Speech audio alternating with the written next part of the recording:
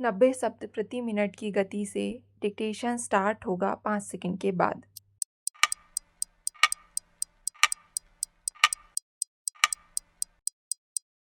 Start.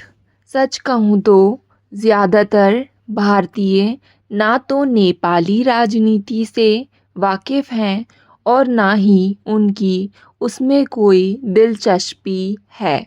Nepal के बारे में कई स्टीरियोटाइप प्रचलित हैं कि वहाँ के लोग सौम्य, शांतिप्रिय और खुशहाल होते हैं, सद्भाव से रहते हैं और आमतौर पर भारत के अच्छे दोस्त हैं।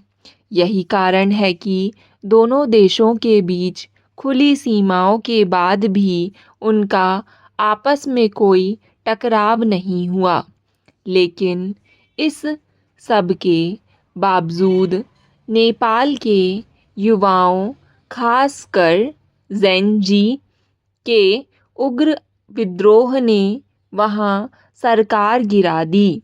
सितंबर की शुरुआत में सरकार द्वारा कई सोशल मीडिया प्लेटफॉर्मों पर प्रतिबंध लगाने के बाद विरोध प्रदर्शन शुरू हो गए थे।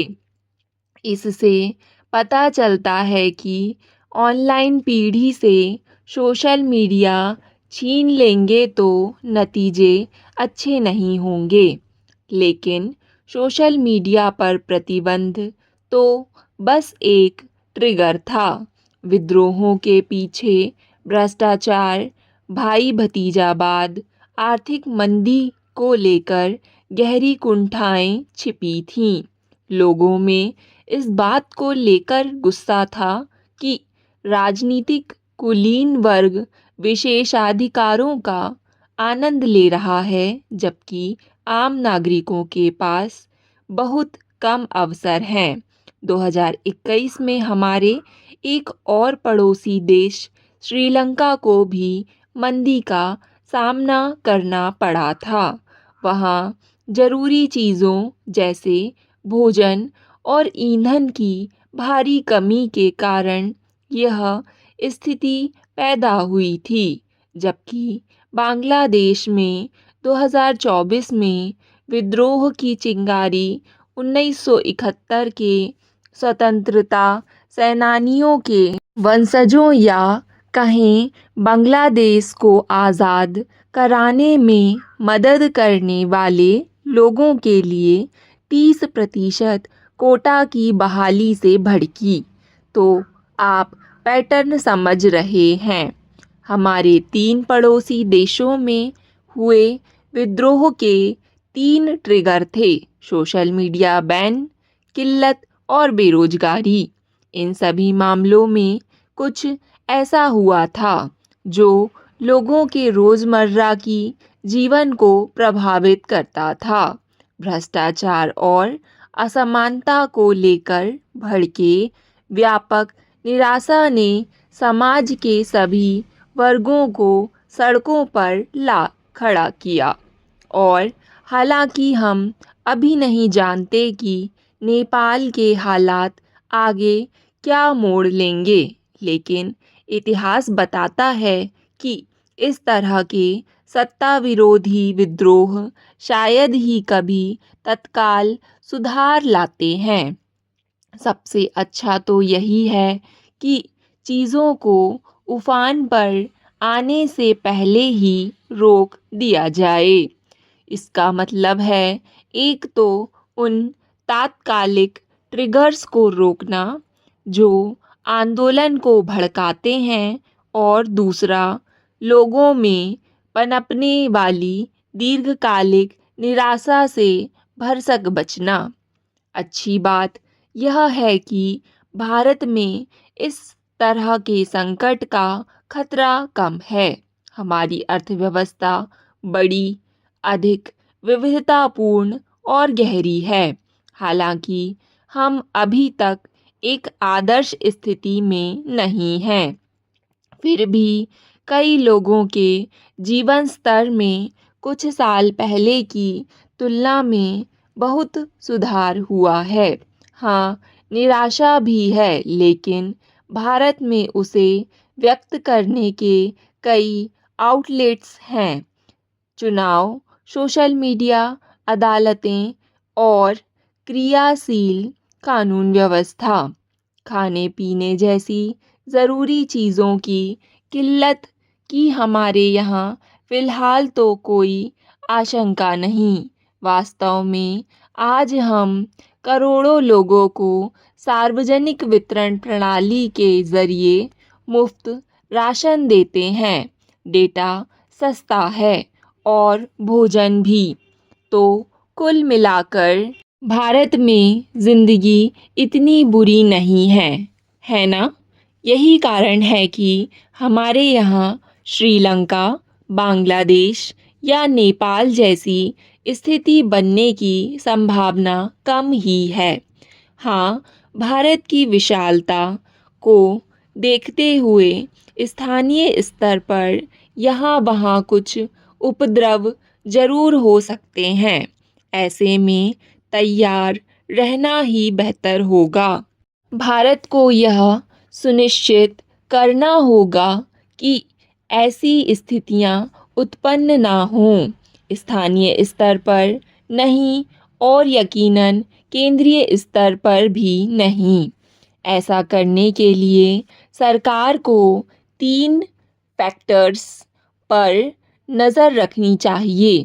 इन्हें हम 3E कह सकते हैं। इकोनॉमी, विकास मायने रखता है। यदि जीडीपी वृद्धि दर 6% से ऊपर रहती है तो लोगों को अधिक अवसर दिखाई देंगे और वे बेहतर महसूस करेंगे। सौभाग्य से भारत ने हाल के वर्षों में मजबूत विकास देखा है। दूसरा, इक्वालिटी। इसमें आर्थिक, राजनीतिक और अवसरों की समानताएं शामिल हैं। कोई भी देश पूर्ण समानता प्राप्त नहीं कर सकता, लेकिन परिवर्तन की दिशा मायने रखती है।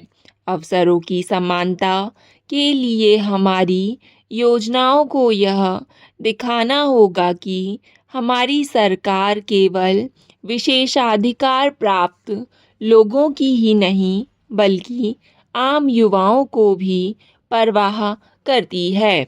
वहीं राजनीतिक समानता के लिए विपक्ष को खुलकर काम करने की अनुमति दी जानी चाहिए ताकि लोगों को लगे कि उनकी आवाज़ ऊपर तक पहुंचाई जा सकती है। तीसरा, इसेंशियल्स। हमारे पड़ोसी देशों में हुए विद्रोहों के मूल में लोगों को किसी न किसी आवश्यक वस्तु से वंचित कर देना था। आज कनेक्टिविटी भी रोटी कपड़ा मकान जैसी इसेंशियल चीज़ों में शुमार है। लोगों के लिए खाने पीने की चीज़ें और ईंधन के भंडार सुनिश्चित करना और व्यापक इंटरनेट शटडाउन से बचना संकटों को और बड़ा होने से रोकने में मदद करता है। हमारे पड़ोस में अराजकता हमारे लिए अच्छी नहीं है। इसके दुष्परिणाम अवैध प्रवास, अपराध, अस्थिरता के रूप में सामने आते हैं। क्षेत्र की एक बड़ी ताकत होने के नाते भारत को अपने पड़ोसी देशों में स्थिरता का समर्थन करना चाहिए, लेकिन सबसे बढ़कर हमें उनकी गलतियों से जरूरी सबक सीखने होंगे। अतीत में भारतीय राजनीति में जातिगत गठजोड़, घरेलू मुद्दे, नेतृत्व और अन्य संबंधित विषय ही चर्चा में रहते थे, लेकिन अब हम देख रहे हैं कि आम जनता आर्थिक मुद्दों और विदेशी मामलों पर भी बातचीत कर रही है। एक समय था जब अंतर्राष्ट्रीय संबंधों पर चर्चा केवल विशेषज्ञों और शिक्षाविदों का ही विशेषाधिकार था, लेकिन आज ये सार्वजनिक बहस का हिस्सा बन गए हैं, जो मतदाताओं की बहस धारणा को प्रभावित कर रहे हैं। पहले लोग मानते थे कि इन मसलों का उनके दैनिक जीवन से दूर का जुड़ाव है, लेकिन अब यह परिदृश्य काफ़ी बदल गया है। विदेश नीति और आर्थिक मसले राजनीतिक संवाद और मीडिया कवरेज में केंद्र में आ गए हैं। रूस यूक्रेन युद्ध में भारत के प्रबंधन को लेकर भी यह बदलाव दिखाई दिए। युद्ध जब शुरू हुआ तो हजारों भारतीय छात्र युद्धग्रस्त क्षेत्रों में फंसे थे। सरकार ने उन्हें निकालने के लिए बड़े पैमाने पर अभियान चलाया। उसकी तत्परता और मीडिया कवरेज ने वैश्विक संकट में भारत की निर्णायक कार्रवाई की क्षमता को उजागर किया। इस प्रयास ने विदेश में भारतीय नागरिकों की सुरक्षा को रेखांकित किया। स्टॉप। डिक्टेशन पसंद आए तो वीडियो को लाइक तथा चैनल को सब्सक्राइब ज़रूर करें और टेलीग्राम ग्रुप ज्वाइन कर लें।